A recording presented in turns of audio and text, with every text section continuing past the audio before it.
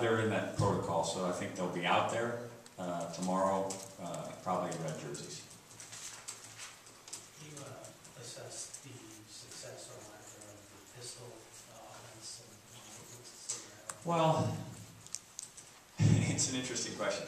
If you'd told me I had a 1,000-yard rusher right now, I would say it was a huge success because we weren't close to that in years 1 and 2, running the football. And given some of the things that had happened to our offensive line depth, and to still have a 1,000-yard back, I'd say, thumbs up.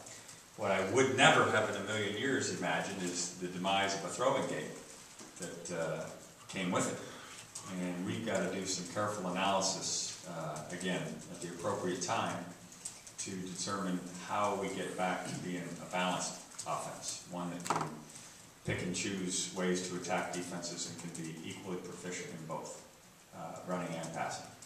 That's the secret to being in the mention with all these other teams. What do you think the chances of you running the pistol next year are?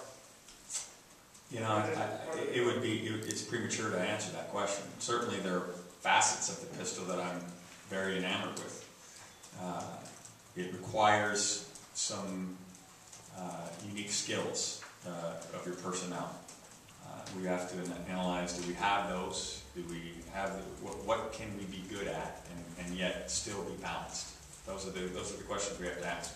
I'm aware of what they are, but they're going to take some real careful analysis by watching all the tape, in total, going through and seeing why we couldn't get this done. Going back and looking at practice scripts and seeing where did we spend our time. And those are questions we have to dig deep on. Are there unique skills? Obviously the quarterback's unique. Is there other areas that that require unique skills in this offense? Well, the motion guy, has to be a physical presence, but he also has to, did we get enough out of Anthony Barr, Morel Presley, Christian Ramirez?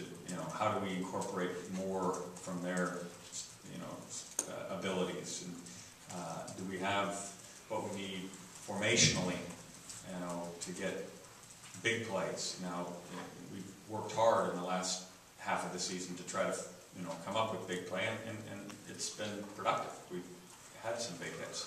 How can we be more consistent with that? Make them, rather than just, wrinkles, how can they become part of a more consistent offense? Those are very important questions, and going to require, like I said, a careful analysis. One last thing on the pistol. Has there ever been a point where you ignored maybe we go back to something else, or we check it, or we didn't feel it possible to do so, given all the information we had. I'll leave it at that. We just didn't think we could do it.